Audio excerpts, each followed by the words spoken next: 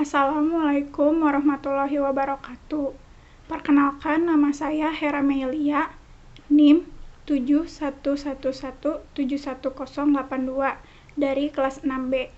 Di sini saya akan memaparkan hasil kuliah kerja umum saya. Yang pertama, pada bab 1 berisikan latar belakang. Kepemimpinan situasional menjadi suatu kekuatan yang sangat penting dalam pengelolaan militer, karena pemimpin dalam pengelolaan militer perlu menghayatan dan dipraktekkan dalam setiap aktivitas oleh seluruh anggota menjadikan pencapaian tugas pokok dan fungsi militer menjadi efektif. Oleh karena itu, kemampuan kepemimpinan secara efektif merupakan kunci untuk keberhasilan dalam melaksanakan tugas di militer. Di sini, saya sebagai penulis mengambil lokus pada Wadan Denma, wakil komandan detasemen markas, yang memiliki personil hanya 6 orang. Berdasarkan wawancara yang dilakukan pada Wadan Denma Pusnif, terdapat fenomena di lapangan bahwa kendala pada anggota, yaitu pada anggota Sipam Ops, Seksi Pengamanan Operasional, yaitu personil yang sangat minim dengan dihadapkan tugas yang lebih banyak. Lalu, adapun identifikasi masalah. Berdasarkan fenomena yang sudah diuraikan di latar belakang, pada anggota Sipam Ops yaitu memiliki personil yang minim dengan dihadapkan tugas yang lebih banyak, tetapi sebagai pemimpin yaitu Wadan Denma Pusnif tetap harus bisa situasional mengarahkan anggotanya yang memiliki personil dikit tetapi bisa menjaga keseluruhan kesatrian dan markas. Terdapatlah identifikasi masalah. Yang pertama, bagaimana penerapan gaya kepemimpinan situasional Wadan Denma Pusnif Kodiklat TNI AD berdasarkan Paul Hersey dan Kenneth Blanchard. Yang kedua, apakah kepemimpinan situasional pada Wadan Denma Pusnif Kodiklat TNI AD sudah sesuai dengan teori yang dikemukakan oleh Paul Hersey dan Kenneth Blanchard. Kemudian, ada maksud dan tujuan. Maksud dari kegiatan KKU ini adalah untuk memperoleh data dan informasi mengenai pengaplikasian atau penerapan ilmu psikologi yang sudah mahasiswa dapatkan di Fakultas Psikologi Universitas Jenderal Ahmad Yani dalam bidang psikologi, industri, dan organisasi, yaitu tentang gaya kepemimpinan situasional menurut Paul Hersey dan Kenneth Blanchard. Adapun tujuan dari pelaksanaan kegiatan KKU ini adalah untuk mendapatkan informasi yang dapat menambah pengetahuan penyusun, yaitu mengenai bagaimana situational leadership pada Wadan Denma Pusnif Kodiklat TNI AD, sehingga menambah wawasan penyusun dan dapat mengetahui situational leadership sesuai dengan teori dari Paul Hersey dan Kenneth Blanchard, di mana dimensi kepemimpinan situasional ini adalah telling, selling, participating, dan delegating. Kemudian, pada bab 2 yang berisikan tinjauan pustaka, terdapat definisi konseptual.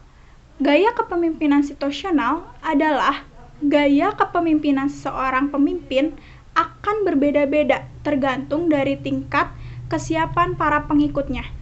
Kemudian, ada definisi operasional. Terdapat 4 dimensi gaya kepemimpinan situasional menurut Paul Hersey dan Kenneth Blanchard. Yang pertama, gaya telling. Sebagai Wadan Denma terhadap anggotanya, setiap pagi sebelum melaksanakan kegiatan, yaitu melakukan apel pagi. Di dalam apel tersebut, Wadan Denma memberikan arahan kepada anggotanya apa, di mana, kapan, dan bagaimana untuk melaksanakan tugasnya. Yang kedua, gaya selling. Sebagai Wadan Denma, apabila anggotanya masih kurang paham dengan instruksi yang diberikan, selaku Wadandenma mengkomunikasikan secara face to face dan diobrolkan guna memotivasi dan rasa percaya diri anggotanya. Yang ketiga, gaya participating. Sebagai Wadandenma pada tahap ini mendorong individu atau kelompok atau anggotanya untuk saling berbagi gagasan dan sekaligus memfasilitasi pekerjaan dengan semangat yang mereka tunjukkan.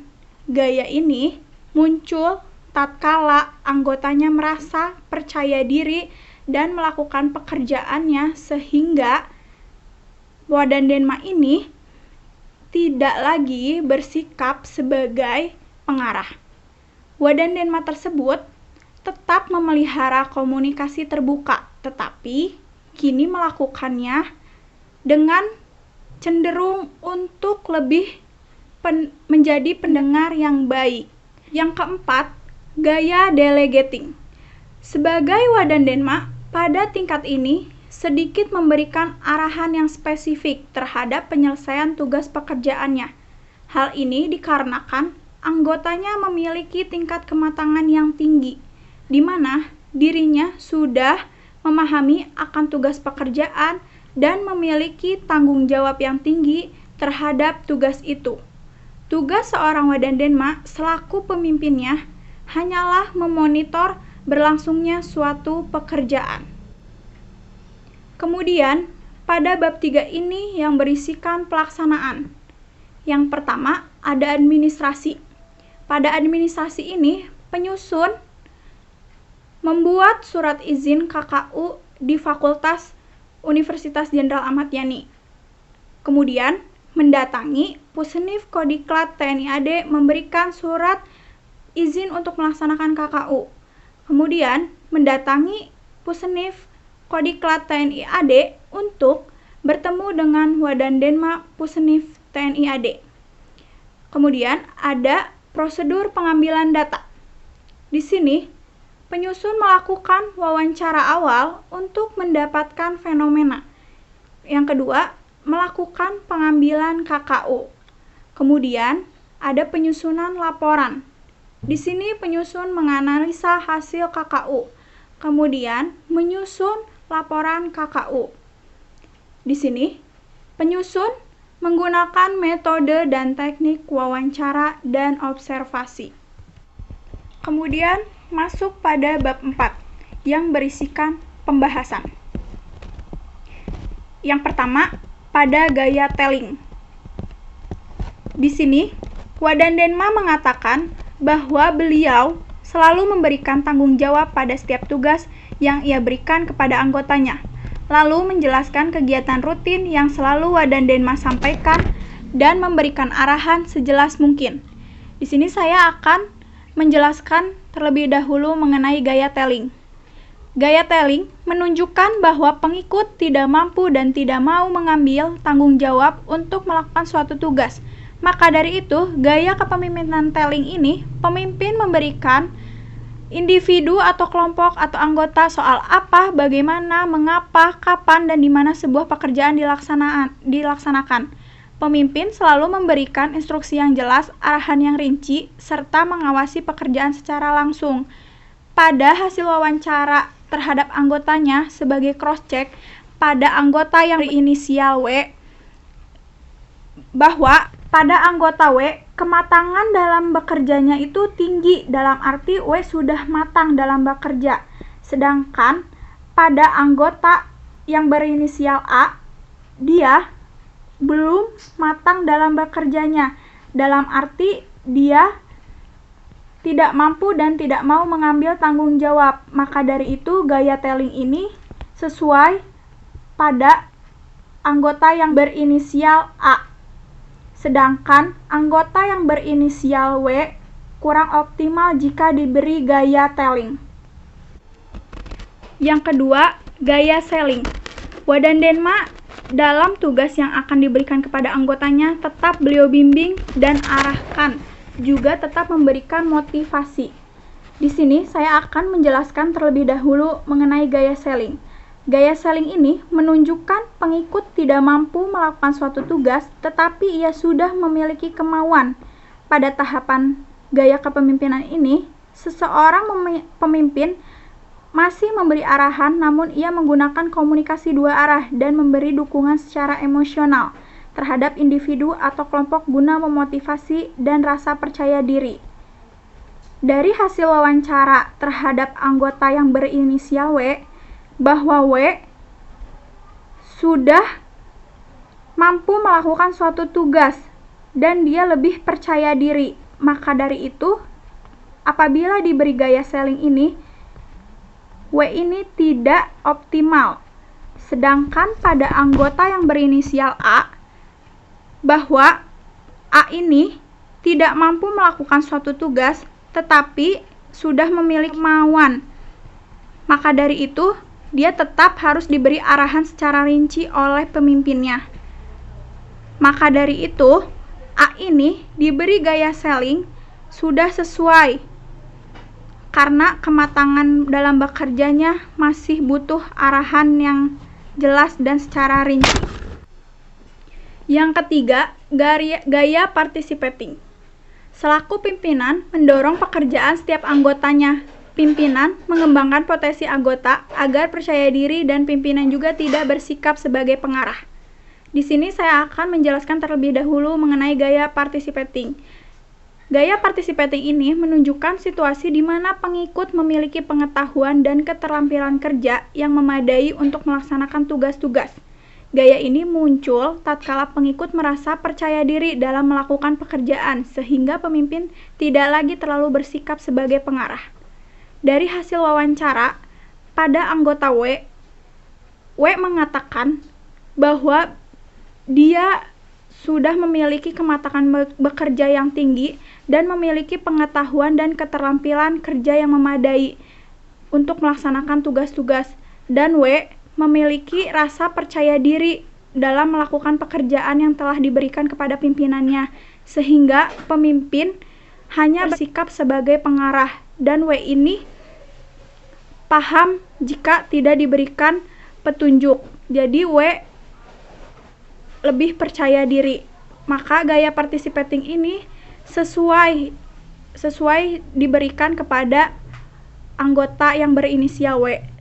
Sedangkan pada anggota A yang kurang matang dalam bekerjanya dan kurang memiliki pengetahuan dan keterampilan kerja yang memadai untuk melaksanakan tugas-tugas yang diberikan oleh pimpinannya, A ini kurang optimal jika diberi gaya participating, karena dalam melaksanakan tugasnya, A ini kurang merasa percaya diri untuk melakukan pekerjaannya.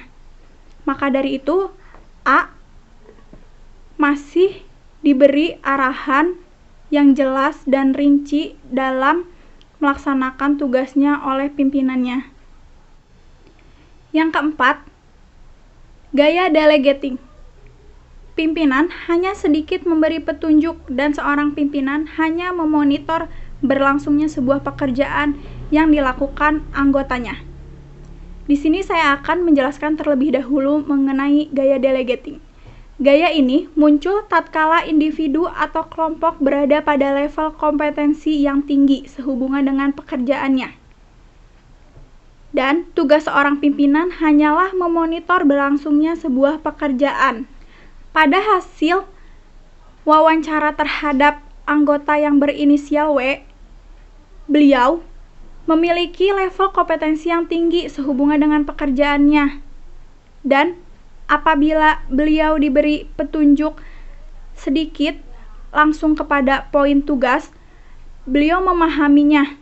Maka dari itu, gaya delegating ini sesuai untuk diberikan kepada anggota yang berinisial W.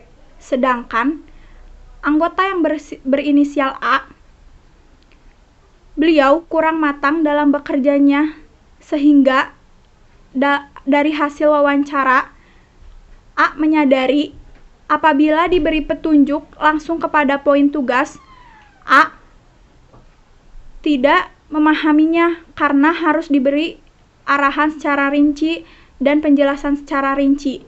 Maka dari itu, A. Diberi gaya delegating, kurang optimal. Kemudian, masuklah pada bab 5 yang berisikan kesimpulan dan saran. Kesimpulannya, bahwa pada kematangan anggota yang kurang matang dalam bekerja sudah sesuai apabila pimpinannya menggunakan gaya telling dan selling, kurang optimal jika diberi gaya participating dan delegating. Berikut sebaliknya, pada anggota yang sudah matang dan mampu dalam mengerjakan tugas yang sesuai diberikan, sudah sesuai menggunakan gaya participating dan delegating. Kurang optimal jika diberi gaya telling dan selling. Kemudian, saran yang dapat penyusun ajukan adalah Wadandenma tetap mempertahankan gaya kepemimpinan situasional yang sudah diberikan kepada bawahannya dengan tetap memperhatikan, memotivasi, dan memberi arahan sesuai dengan kematangan dan kemauan bawahannya. Sekian pemaparan KKU dari saya. Wassalamualaikum warahmatullahi wabarakatuh.